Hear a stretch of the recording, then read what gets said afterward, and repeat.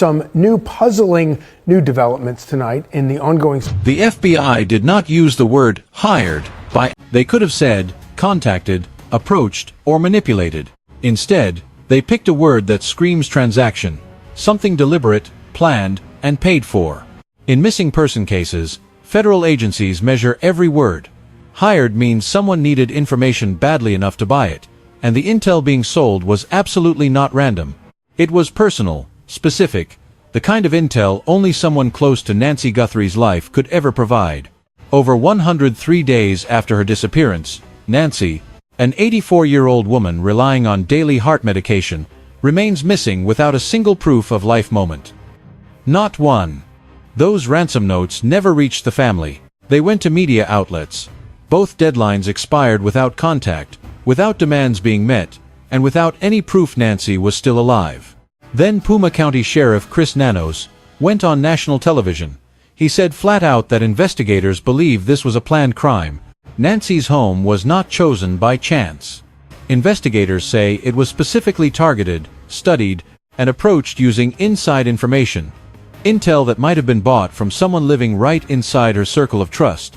Now, the FBI needs resident surveillance footage from two highly specific dates, January 11th and January 24th, long before Nancy ever vanished. That single detail completely changes the shape of this investigation. Detectives aren't just hunting the person who broke in on February 1st anymore. They are hunting for surveillance, someone watching routines, tracking movement, and learning the property before the crime even happened. The investigation has not slowed down. It has narrowed. A dedicated task force is active right now, with multiple FBI agents and Puma County deputies working the case full-time. And deep inside that tightening dragnet sits one name that has gotten almost zero mainstream attention: Dominic Aaron Evans. Evans is 48 years old, a fifth-grade teacher in Tucson, and longtime drummer for Early Black, a band formed in 2007 with Nancy Guthrie's son-in-law, Tomaso Cioni. Public Pima County court records, pulled by online investigators, reveal a criminal history of burglary, robbery, theft, embezzlement, and DUI charges. Evans already admitted to speaking with investigators. He told the New York Times he spent about 40 minutes with FBI agents and detectives from the Puma County Sheriff's Department. According to Evans, he told the police he was home with his family the night Nancy vanished. He also claimed law enforcement never reached out to him again. No agency has named him a suspect. No official accusation connects him directly to the missing person case. The Sheriff's Department publicly stated that the Guthrie family, including Tomaso Cioni, has been cleared. But the mere existence of this connection, the relationship, the criminal past, and the investigators' interest, it all remains part of a massive web surrounding a case with zero answers. This video takes a totally different approach. We are not relying on rumors, anonymous theories, or internet speculation. We place cold, documented facts side by side, step by step. Then, we ask the questions those facts naturally create. Every single detail you are about to hear is verified. And once this timeline is fully laid out, one glaring fact becomes absolutely impossible to ignore. The FBI is tracking activity that started weeks before Nancy Guthrie vanished, and that changes the entire shape of this case. Let's start with the dates. They matter way more than most people realize.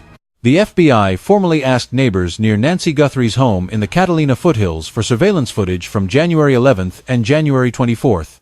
Both dates hit long before February 1st, the night Nancy disappeared. Investigators never publicly explained why they picked those dates, but the implication is impossible to miss. Someone was likely there before the abduction. Someone was watching the neighborhood, studying routines, learning exactly which house stayed dark at night, finding blind spots in camera coverage, watching for when Nancy was most likely alone. That isn't impulsive. That is calculated preparation. It is heavy reconnaissance. A crime that looks increasingly masterminded rather than some random hit. That theory lines up perfectly with what Sheriff Chris Nanos said from day one of the investigation. He repeatedly stated investigators believe Nancy was a specific target. Former FBI and CIA officer Tracy Walder publicly echoed that. She explained this just isn't the kind of house a random burglar stumbles into. Catalina Foothills is massive, filled with winding desert roads, isolated homes, and hundreds of elderly residents living quietly behind gates and massive driveways. A stranger doesn't just randomly pick one exact property, one exact woman. They don't run weeks of surveillance on an 84-year-old grandmother unless someone tells them why that house matters. Unless someone feeds them the details, who she was, when she was alone, which cameras were actually recording, which doors were hidden in the shadows. That's exactly the kind of inside intel detectives think someone paid cash for. And that puts the spotlight right back on Tomaso Cioni.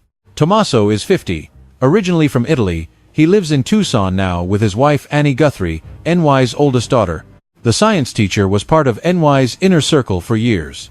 On January 31st, Nancy hung out at Annie and Tomaso's place before getting a ride home around 9:48 p.m. Tomaso might just be the last known person to see her breathing. Early on, reporter Ashley Banfield went on air saying a police source named Tomaso as a potential person of interest. That claim blew up nationally. He had family ties, and he was tied directly to NY's last known steps that exact night. But Sheriff Nanos fired back on February 16th. He dropped an official statement clearing the entire Guthrie family, spouses included. They were no longer suspects. The sheriff made it clear the family helped detectives every step of the way. Internet rumors about gambling debts and shady money motives? Detectives dug into those claims and found absolutely zero hard proof. Even that leaked power of attorney document got checked out.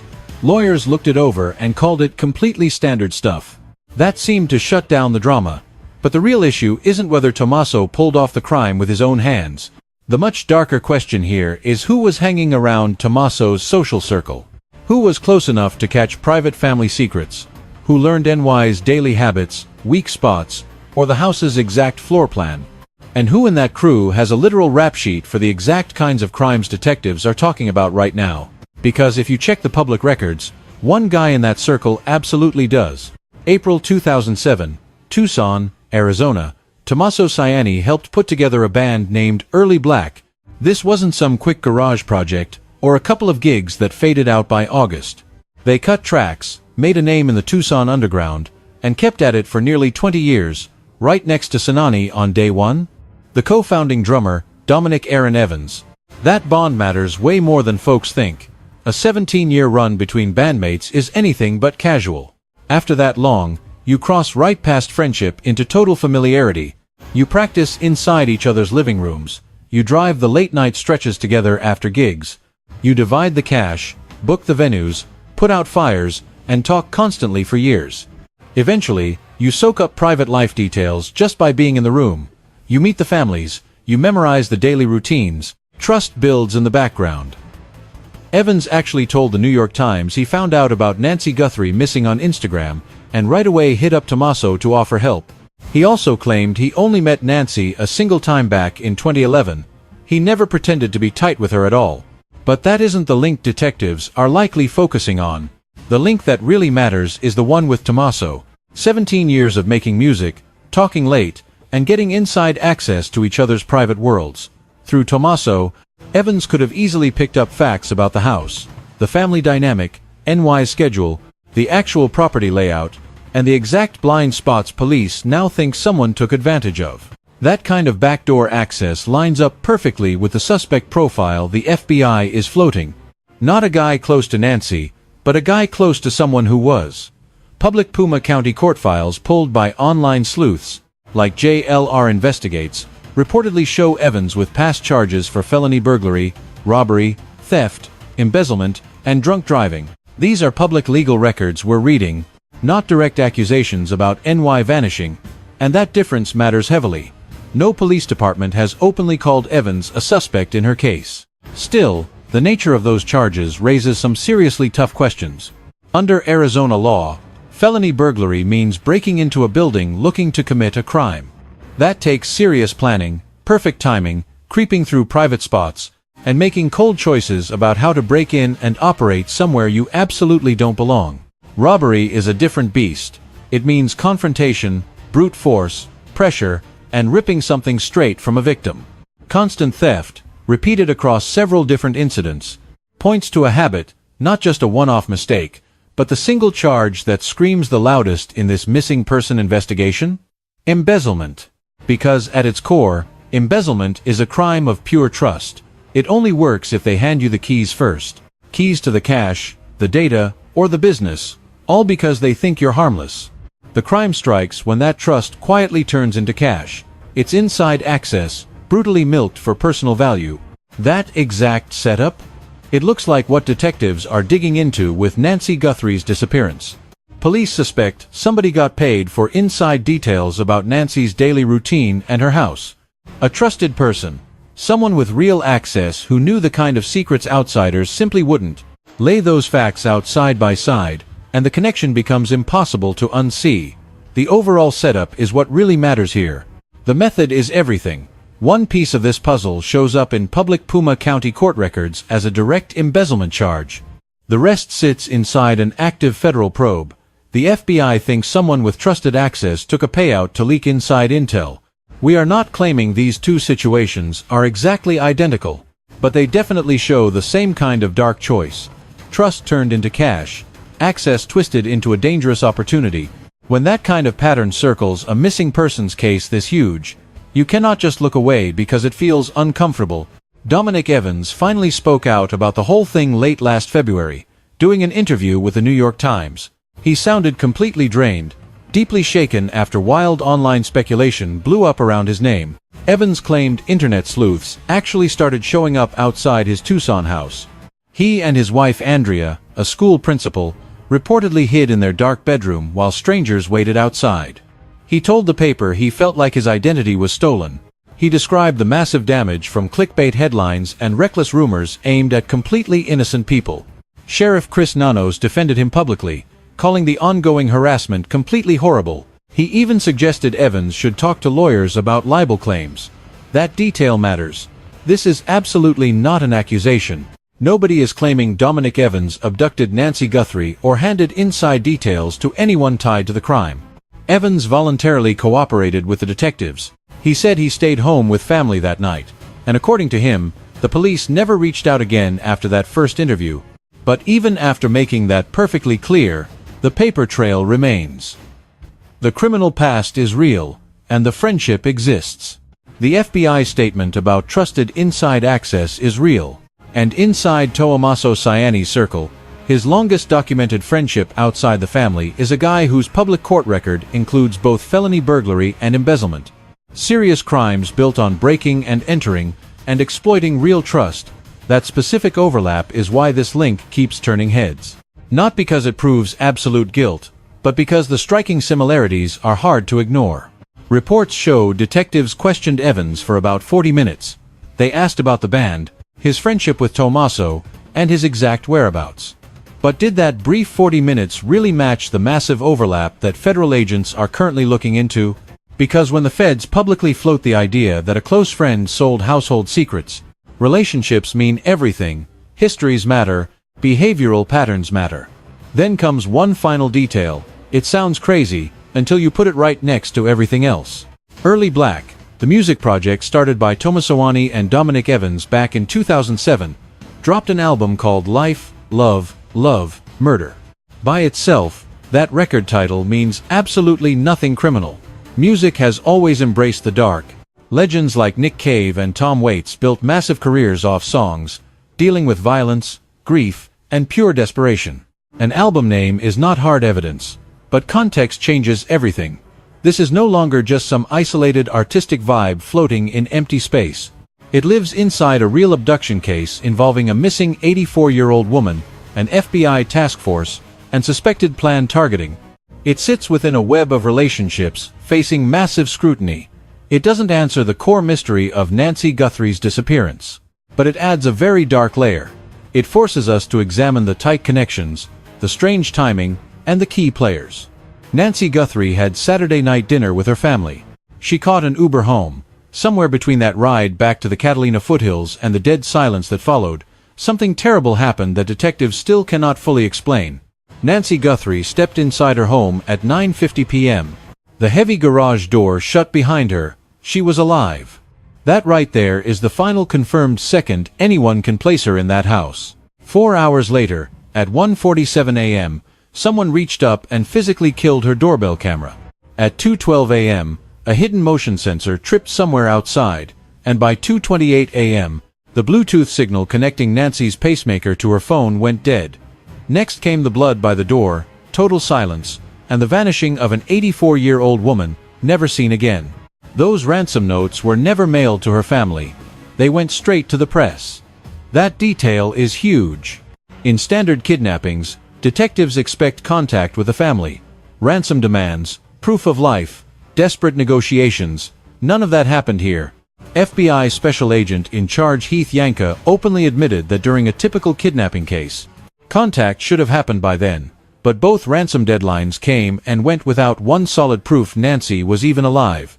No third text, no escalation, nothing. Former FBI profiler Jim Clemente studied the 41-minute window outside Nancy's house.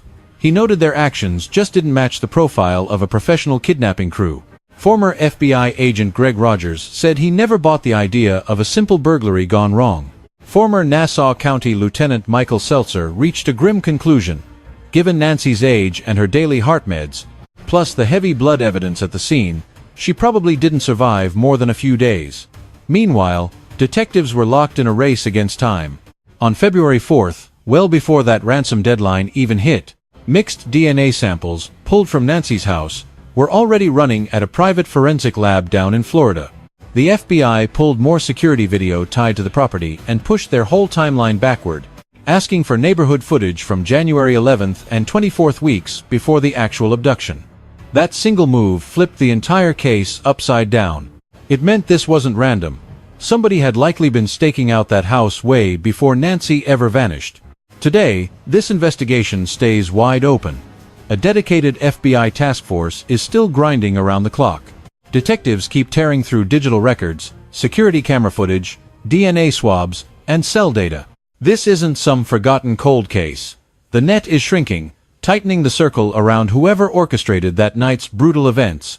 Right inside that closing circle is one name that keeps popping up: Dominic Aaron Evans. Evans is 48 years old, a fifth-grade teacher in Tucson, and a longtime bandmate of Nancy Guthrie's son-in-law, Tomaso Cioni.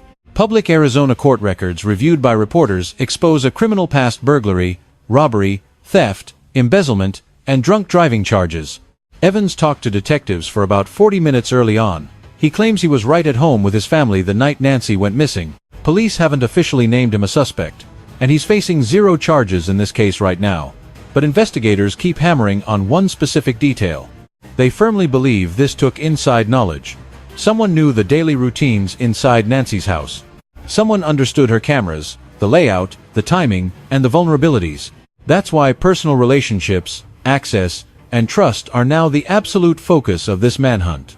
Nancy Guthrie wasn't just a headline. She was a mom, a grandmother, a woman who spent a quiet evening with family and never showed up for church the next day. She vanished from a peaceful home out in the Catalina Foothills, leaving behind bloodstains, brutal questions, and a timeline that just won't make sense. Somewhere near that property, buried in those 4 missing hours, among the people who moved through Nancy's world, sit heavy details nobody has spoken out loud. Detectives swear somebody knows way more than they're letting on. And until someone finally cracks, the bloody porch, the dead camera, and the missing woman at the heart of it all remain one of Arizona's most haunting unsolved mysteries. Please,